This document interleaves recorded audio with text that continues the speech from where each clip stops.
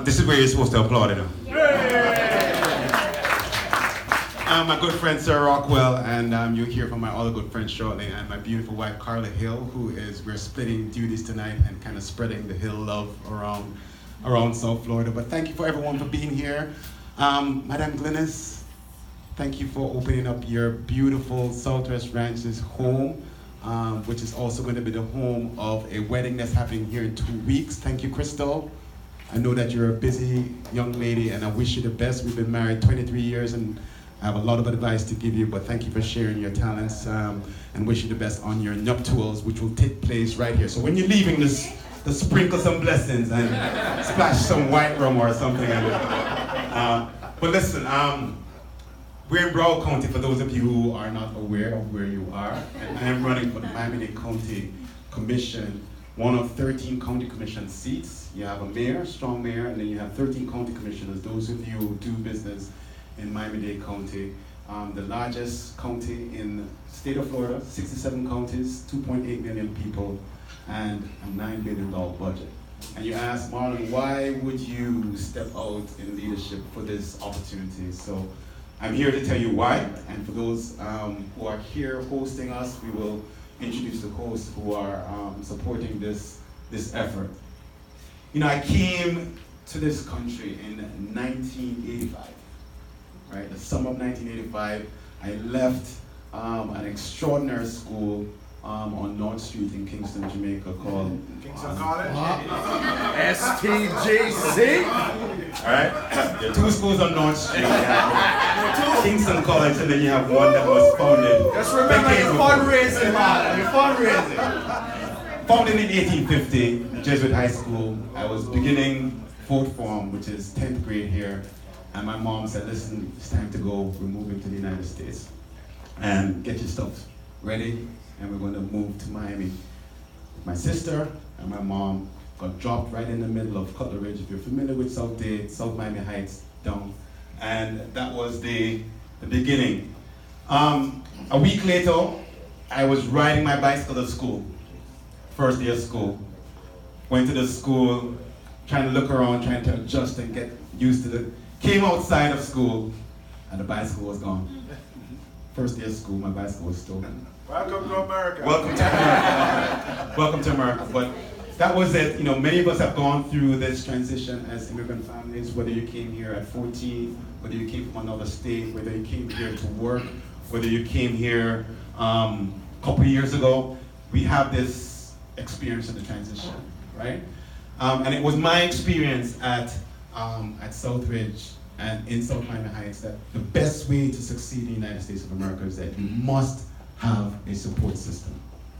A support system of friends, a support system of a place of worship, whether the doctor, dentist, people that, neighbors, you must have a support system. I mean, Karl and I grew up in South Miami Heights together, but we did not meet until we went to Florida State University, right? Even on that campus of over 35,000 people, when you're trying to find your way in the United States of America, the only way for you to succeed at work or in life is that you must have a support system.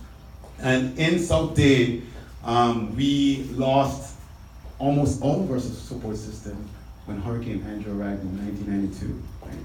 And many people moved to Southwest Broward. So you find the English-speaking Caribbean community in particular still in part living in South Dade, but also living in Broward County. So there's by no coincidence that I'm having this event here with Winston and Glynis, an extended family. Even my best friend from high school, Ian Moffett, his family's from Guyana. We kind of walk those same streets in South Miami Heights and trying to make our way here in the United States of America. But South Dade is kind of forgotten. When was the last time any of you really ventured down to come and see us? Talk the truth, right? South of Kendall Drive. It's it's geographically isolated, right? Most people live in there, but they don't work there, and people are kind of struggling down there in large part, right? And I think that's really not fair that we are part of the same county, but people are so disconnected. You know, one of the main reasons I'm running is to reconnect South Dade to the rest of the county because there's so many great opportunities down there. but the community is community is neglected and forgotten. That's one of the primary reasons I'm running. So when I came back to Miami, the truth be told, Karl is correct. When I came back from Florida State University in 1995, I jumped right in. You know, tell you, I did not waste any time. You know, part of any young person being successful in South Florida, my opinion is that do not wait for anyone to knock on your door to say that we want you to be part of this or to support this. You gotta step right into it. And I stepped right into it, 26 years old. Karl would tell you, got involved with the United Way. My friends behind me will tell you, I got involved with the carnival. I'm not from Trinidad and Tobago, but I'm a business and entertainment arts lawyer. I got involved with the carnival. The carnival was going through some rough times during that period. And I had to convince a room of Trinidadians that a Jamaican who has cross-cultural sensibilities could lend his talents to an important cultural tourism event. You know, that was no small feat for a young lawyer, 27 years old, convincing a group of folks that their event is going to be broken into pieces unless something was done. I got involved with that, all right? I got involved with the Bar Association, helping new immigrants like myself to apply for citizenship. I thought it was very important because immigrants go through 3 phases. You get acclimated first, you assimilate, and then you integrate. The quickest time that you can get someone to integrate, that's how they're going to be successful. So I knew very early on, you need to get permanent residence applying for citizenship. I worked very hard. I've registered, I would say, has to be a couple thousand people. Karl and I went through a couple of life event challenges. I became an advocate for breast cancer awareness. The same things that I do, we stepped up. We were not afraid of the life event. Again, we needed a support system. Family, friends, we formed a team with the Komen Foundation. We used music and DJs and food to mobilize for breast cancer awareness. I was part of that. As a business lawyer, I have counseled hundreds of young entrepreneurs to make a contribution back to the community. All these experiences I will put into a pot, a Dutch pot, and mix it up and tell you that's what I bring into the table as a seat on the county commission. Some of you may say, what does an actual county commissioner do? It's very important. Whether you live in Broward or Palm Beach, don't listen to what's happening on 1600 Pennsylvania Avenue. Listen, pay attention, but the real deal is what's happening here on the local level. A county commissioner is responsible for passing laws, making policy. We oversee the library system, airport, the seaport, where to build, where not to build, transportation, highways, housing, water quality, waste management. It's significant impact, right? So if you have any business or you live in Miami-Dade County, even though you may not live in District 9, which is in Southwest Dade, which is country walk all the way to Florida City. People want a sense that it's in the southwest corner of, let's say it is St. Elizabeth, Manchester, and Westmoreland. For those people who are from Jamaica, it's the southwest corner of Jamaica. And if you live in Trinidad, it's basically San Fernando, where Karl's family from Cuba, and Point 14, down in Trinidad, right? Yolande? Okay, I have to give the Trinidadians some love, right? And if it's Guyana, I won't go to Guyana. GT, right? So it's in the southwest corner. The election is going to be August 18th. Some of the things that are very important to me in this election is that, one, you got to get people working. So you have to have an economic vision for the region, looking at the types of industries that are unique to Southwest Dade. There are over 80,000 acres of agricultural land in Southwest Dade. It's basically the breadbasket and the wine country of the state of Florida. Significant footprint. I'm talking as small. There's the Homestead Air Force Base, the Homestead Motor Speedway, the Homestead Airport. It also includes the zoo. It's the largest geographic district in the county, and most of it is unincorporated. The only 2 cities that are there is Homestead and Florida City. If you're in the real estate business, don't sleep on South Dade. Chester, my good friend, is here. He will tell you. He looks at the numbers. He knows where the land is. He knows where the land use is and the zoning. If you're looking for a real estate development opportunity, Jeff, look at South Dade. That's one. Number two, Karl and I, one of the first places that we looked when we came back home from school that we could afford was South Dade. Housing is a real crisis right now because many people can't afford where they would like to live because of the housing prices. So people are living west and south. We need to look at that very carefully. Another priority I have is that young black men, to be quite honest with you, are in a crisis. Not just in South Dade, but in many places. We really have to pay a little bit more attention as to what is causing, because there are residual effects that happen, broken families, the cost of the public safety, law enforcement. There are a lot of residual effects, and it's impacting primarily young black men, 7 to 16? 7 to 16. We need to take a very close look at that, and in South Dade we're having some issues with that. Other than that, we also enjoy our public spaces, our public parks. There are 2 national parks, Everglades National Park. Some people who live in South Florida have never even actually ever been to the Everglades. It's a significant, very important part of our life, the delivery of our water system and everything. The water flows south, and then that's where we get our water from, the limestone. Take a look at that. We have to make sure that we protect that and ensure that water is delivered correctly. Those are some of my priorities there in South Dade. Your contribution here tonight is going to help me to get the word out, whether or not I go to South Florida Caribbean News or National Weekly or the Miami Times or the Haitian Times, getting the word out about the campaign.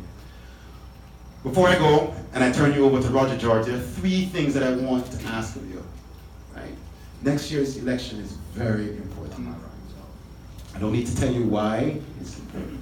I need you to focus. I need you to really pay attention as to what are you doing to get your crew, your massive, your lineman crew, your family organized to understand what the issues are.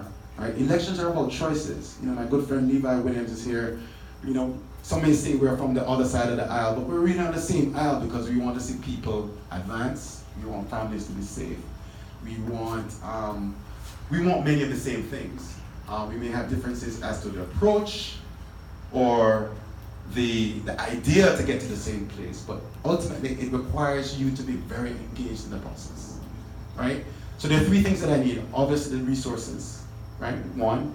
Number 2, time for you to volunteer, right? You may be a DJ and you host an event, Rockwell, right? You may be a promoter like Hanson and host an event. You can host a phone bank, you can host different things to volunteer. And secondly, do you have any friends in South Dade? Many of you do, right? Call them and say, listen, have you met Marlon yet? Give them a call. I'm going to be knocking on doors. Some of our family that are here still have family in Southwest Dade, right? South Miami Heights, Richmond Heights, Fairway Heights, Goulds, West Perrine, Homestead, Florida City, Country Walk, Richmond West. Those are the communities in District 9, primarily west of US 1. Right? And the Redland as well. So think about that. I need your help in the resources. The maximum that you can give is 1,000 between now and 1 week before August 18th, the election. My good friend David Strong from St. George's will tell me in fundraising, be very specific. Some of you have different budgets, right? So budget me in between now and August. You can give it to me at one time, Winston. Or you can do it on a payment plan. Right? And then volunteers, and then voting, August 18th. Remember that. The 3 dates I want you to, I'm going to close with this. 3 dates to remember next year. March 17th, presidential primary. If Levi, you want to change your to vote in the presidential primary, you can do that and change it back the next day. Just saying. March 17th. August 18th, the election, you're going to be voting in Broward, Palm Beach, Dade. Judges, state houses, county commissions. It's very important. State attorneys, right, public defender. These are significant elections, folks. Please do not fall asleep. All right, those are the 3 elections. And then if I don't get, Karla will tell you, we're going to win on August 18th. That's for sure. 7 p.m. when the polls come back, I need to be 50% plus 1. That's right. So 10,000 people show up to vote, I need to be 5,001. And that's how we're going to organize to win the election on August 18th. I really appreciate everyone being here and supporting us. Winston and Glynis, you don't know how much this means to me, Karla, my wife, and the rest of the family. Thank you for doing this. For everyone who is here and who has written the check, for the young people who are here, talking about you, right? You can talk to your parents as well because, hey, you can convince. But thank you for being here, and look forward to seeing you on the road for the next 10 months and supporting me on this journey for the County Commission District 9. And before I turn it over to Roger, I can take a couple of questions that you may have. David, go ahead. So I think it's important as you embark on your endeavor, so as you galvanize for your district in terms of your fundraising, ideally, in an ideal situation, Right. what is the goal that you're trying to attain? Spoken like a true fundraiser. So, my good friend David, who I went to high school with in Jamaica, now works for the University of Miami, who has a capital campaign of how many billion? So it's 2.3 billion. 2.3 billion.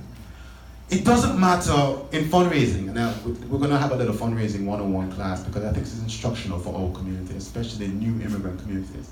It's very important. Money is very important. Not just a check, but the money has to be purposeful. Right. Has to be strategic, right?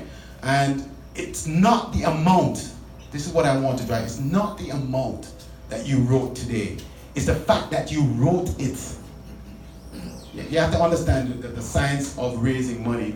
If you have 10 friends, but only 2 wrote a check, I would take the 10 friends writing a check over 2 friends, only 2 friends writing the check. Right? The goal is about 600,000 between now and next August. Right? I'm trying to get to half of that by December 31st. I'm about 75%, 80% there. Tonight, maybe 85% there. Right? And that's important because the value of any contribution is what it means to you and how it's supportive of the endeavors of what he's trying to accomplish. Right. So it's It's significant. So it's important that when you look at your friends and you're walking away from tonight and say, okay, how else can I support Marlon? Okay, companies can give and an individual can give. So Rockwell Inc.